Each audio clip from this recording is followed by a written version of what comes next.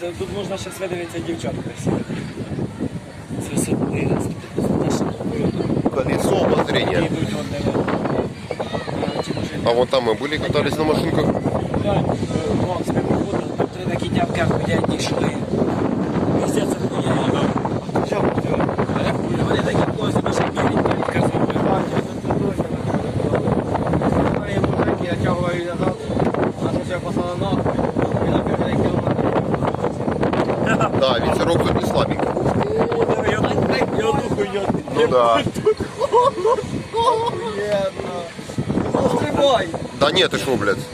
Та на батут нічого не буде. До батута еще долететь надо. Ми ще не підняли. Мы еще на самого верха не поднялись. Я бачу, ну все же, ти подивись. Витяг. Охуєнно. Висота, їбать.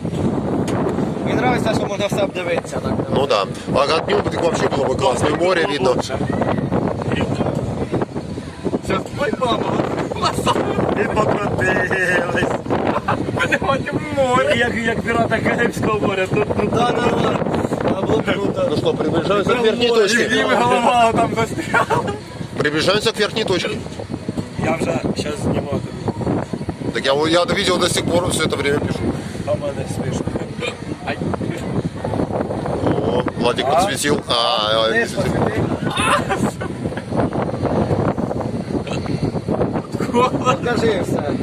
Показую. Себе Ну. Я показую. цим сказано все.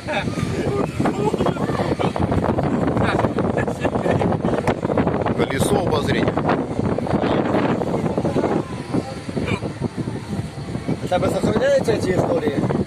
У мене, я знам, типа, В телефоні. А я видео пишу, потом в истории выкладываю, чтобы они хранились.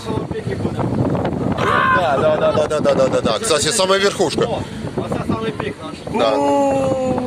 Блядь, а висота по 20. Вот это самый пик.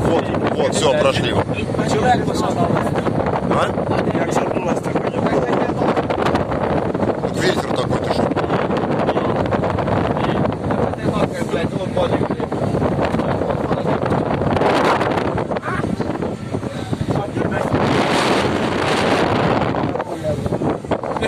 Мені на ангарі не стрьомно, лазить не стрьомно.